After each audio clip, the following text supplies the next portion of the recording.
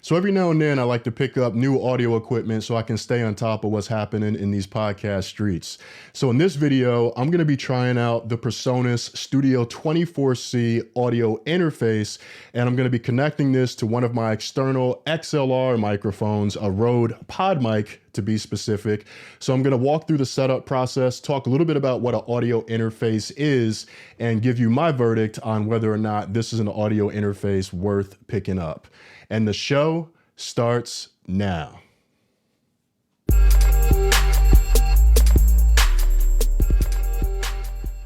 Hey, what's good? My name is Rich Jones, and I'm the founder of The Show Starter, where my mission is to inspire and empower 1,000 new podcasters to start and grow their shows with less stress and more confidence.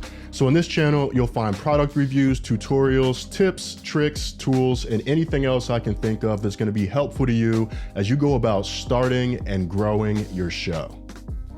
All right, so as I mentioned up top, I'm trying out the PreSonus Studio 24C audio interface. And in case you're wondering what an audio interface does, it allows you to use an external XLR microphone. So a microphone with a connection like this, if it's actually gonna zoom in, and boom, there it finally did.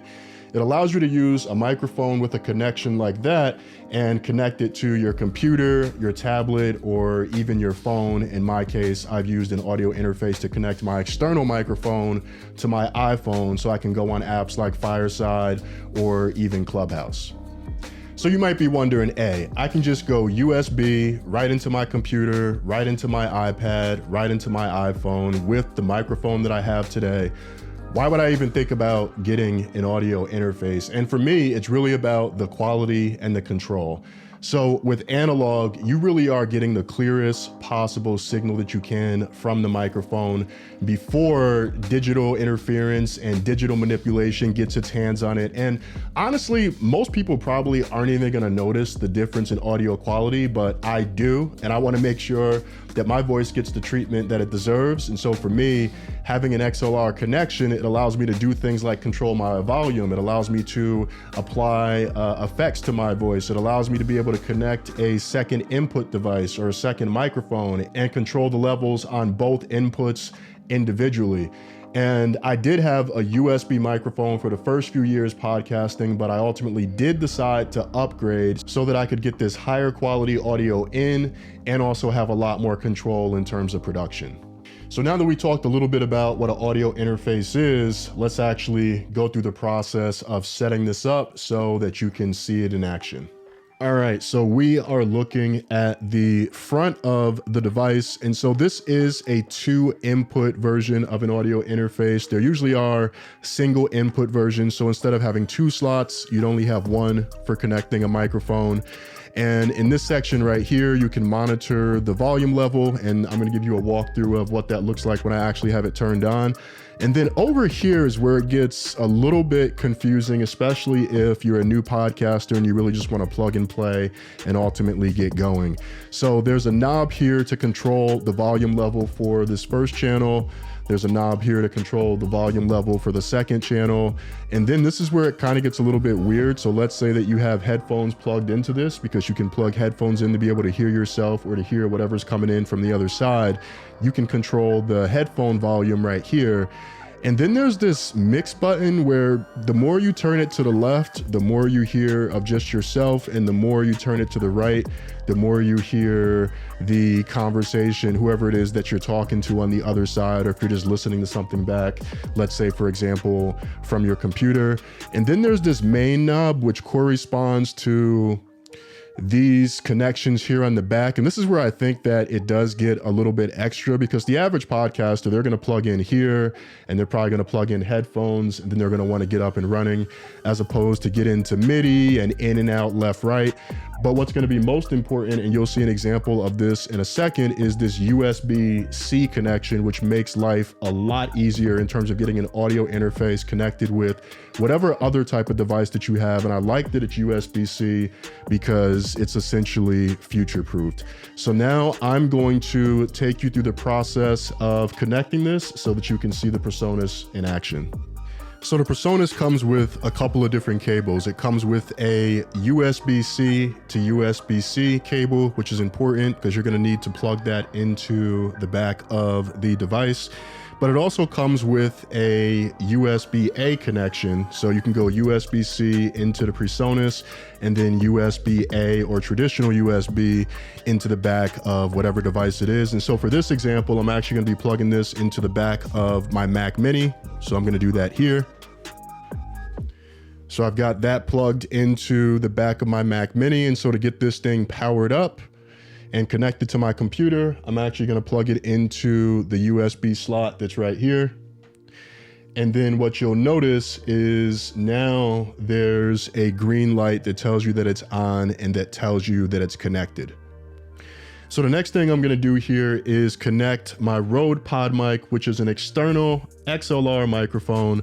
I'm going to connect that to the PreSonus. And I really like the Rode PodMic because it's only $100. It sounds great. I think it's a fantastic entry-level XLR microphone if you are thinking about picking up an audio interface so that you can get that connection going. So I'm going to grab the cable.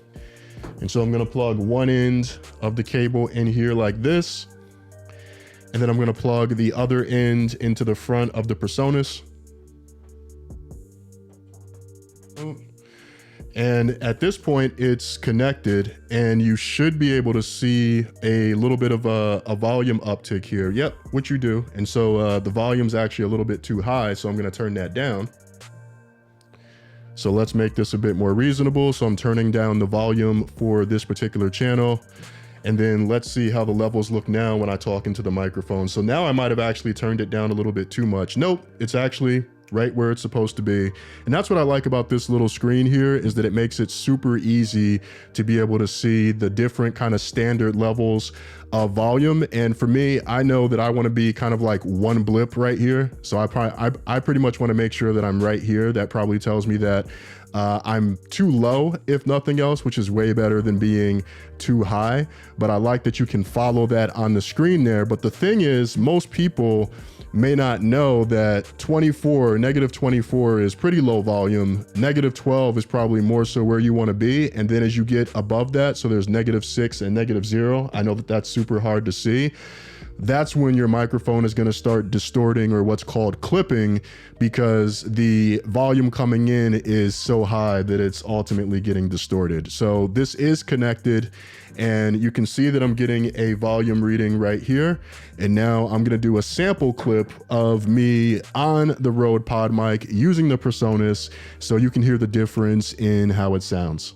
So one other thing I did want to note is that when you're using an audio interface, you want to make sure that you're selecting that in whatever recording, streaming, chat software that you're using so that you're pulling the correct microphone. And this one is trying to check to make sure that I'm using the right microphone. So this program is called Hindenburg. I use Hindenburg to do a lot of my editing and also a lot of my solo recording.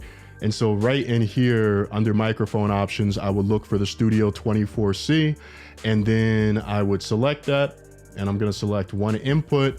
And so that ensures that I'm pulling from the correct microphone, which in this case, I want to make sure that I'm using my external mic, which is being plugged into the external audio interface, which you want to make sure you know the name of. I think that made sense. So you're now hearing me on the Rode PodMic with the PreSonus Studio 24C. So this is how it sounds. I'm going to play with the volume a little bit. So I'm going to turn it up, which is probably going to make it really loud. And then I'm going to turn it back down like so, and turn it back up a little bit more. So this is how I sound on the PreSonus with the Rode PodMic. Now let's see how I sound on the PreSonus with the Shure SM7B.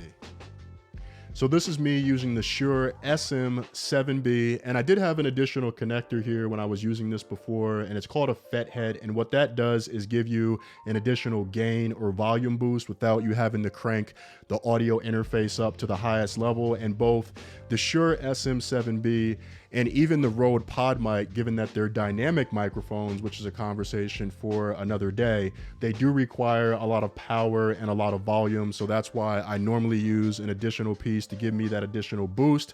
But I wanted to make sure that I was on the same level and the same equipment for trying out the Shure SM7B as with using the Rode PodMic. So here's how it sounds. What do you think? So this sun on my neck, on my collarbone right here, I'm about to fight it. So if you learned anything from this video, be sure to hit the like button and subscribe to my channel so you don't miss any of my future content.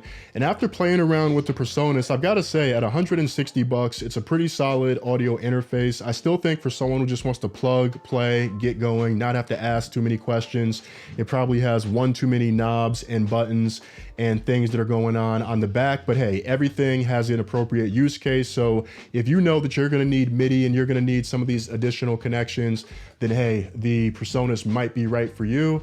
And I know this wasn't a comparison video, but I'm very much still a fan of the Focusrite Scarlett 2i2 audio interface. I think this one is far simpler. I also think it feels a bit more rugged. So I'll be talking about the 3rd generation version of this audio interface in a future video. And so until next time, do something dope.